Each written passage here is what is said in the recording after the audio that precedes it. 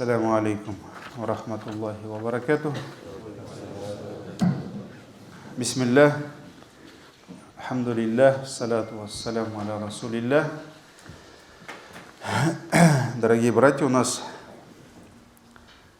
близится к завершению великого месяца, иншаллах, буквально через несколько дней, а именно 2 мая у нас будет Айдуль-Фитр, праздник. Но у нас как-то принято Ураза Байрам, мы говорим. На самом деле это все наоборот. Айдуль-Фитр это не Ураза Байрам, а Ифтар Байрам.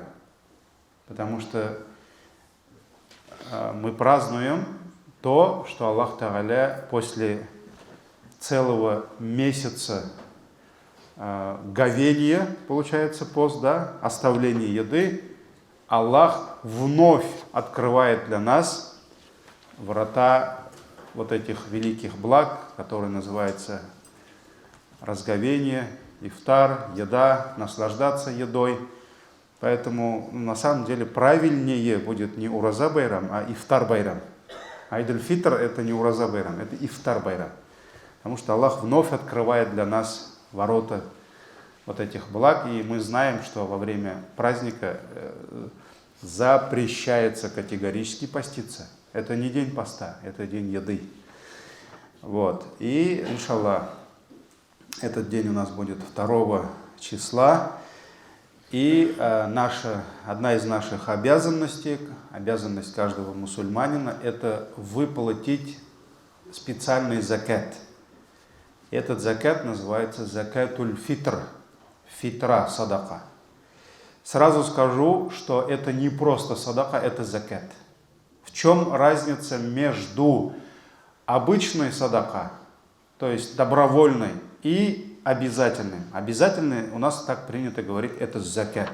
Закат. Что касается заката, вот здесь все определяет шариат. Все определяет Аллах. Кто должен выплачивать закат? Из чего он должен выплачивать закат? Сколько он должен выплачивать закат? Кому это он должен выплачивать?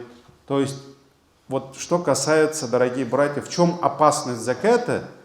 Первая опасность в том, что мы можем погрузиться в грех, потому что если мы это не сделаем, это будет грех на нас большой.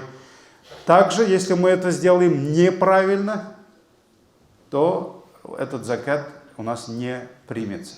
Поэтому опасность заката в этом, это фарз. И там все по протоколу. Аллах решил. Он не дает нам выбора здесь.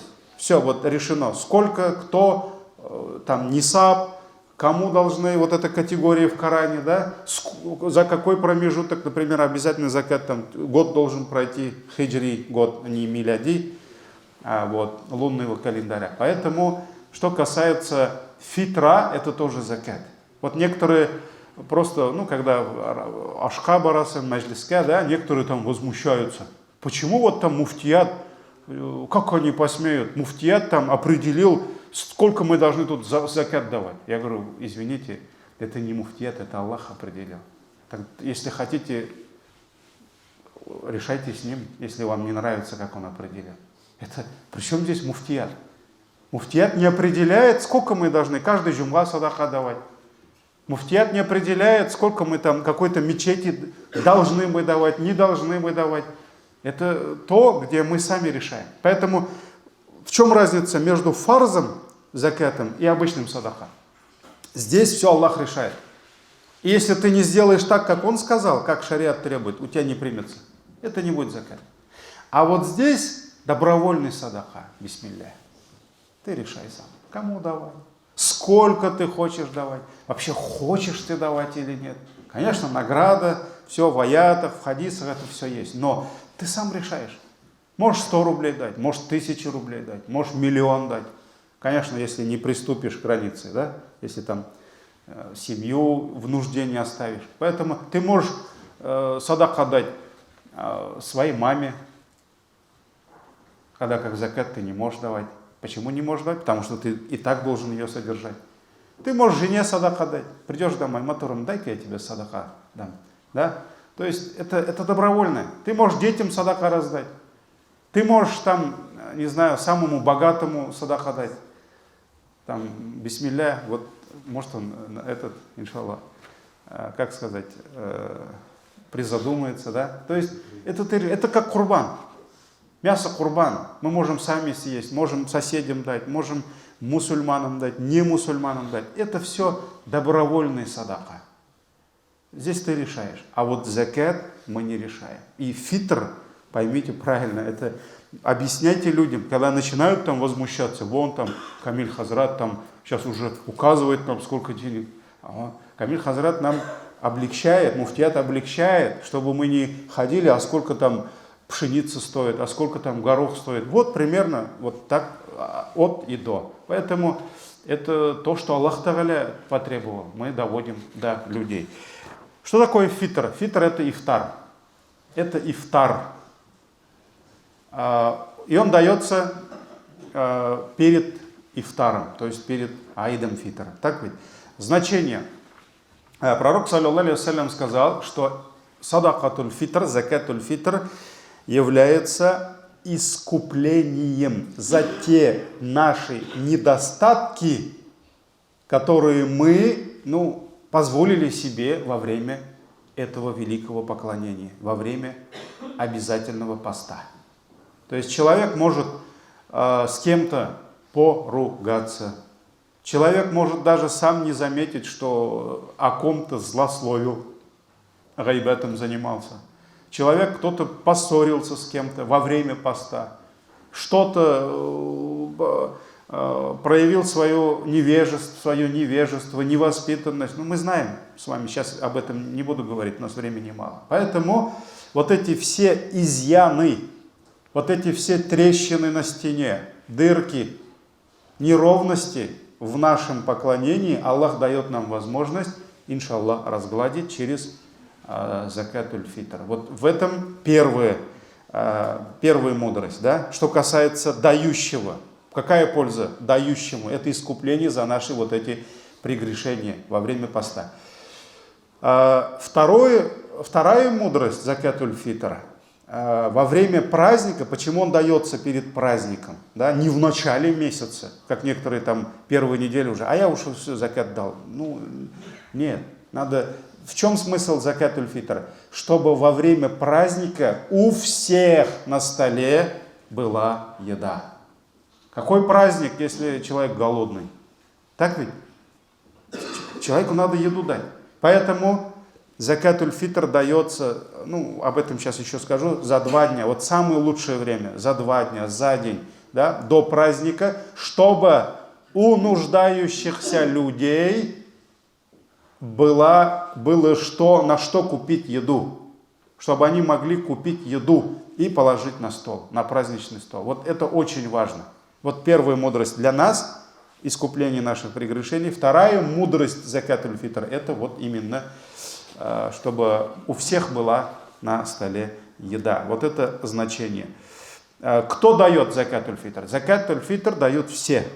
Все. Вот, мы даем за себя, за наших, что касается уж глав семей, да, мы можем дать, мы даем за жен, если жена сама работает, может сама дать, да, мы даем за детей, поэтому каждый считает, сколько у него в семье членов, и за каждого члена семьи дается эта садака. Дается кому? Дается так же, как закат. Кто получает закат, может получить закат, дается им. Поэтому кому попало закатуль фитр, тоже нельзя давать. Это должны быть мусульмане, запомните, мусульмане, фитра. Курбан можете кому угодно давать. Это вы сами решаете, мы сами решаем. Закатуль фитр мы даем мусульманам, нуждающимся. Закатуль фитр мечетям не дается. Потому что на нужды мечети, там, за электричество, понятно, там, даже если мечеть нуждаются, это другой садаха. Закат и закатуль фитр мечетям не дается. И те мечети, где также это у нас тоже есть ящик, там, где устанавливается ящик фитра, эти деньги, они не используются для нужд мечети. Они должны, здесь как просто мы посредники, но процент не берем, я вам сразу скажу. Да, просто чтобы люди не ходили вот так, у нас есть списки нуждающихся, мы собираем, несколько раз делаем инкассацию, чтобы успели до праздника. И ни одна мечеть не имеет права забирать фитра садаха на свои нужды. Это право нуждающихся. Поэтому кому нуждающимся? Время, самое лучшее время, 1-2 дня до праздника. Самое лучшее время.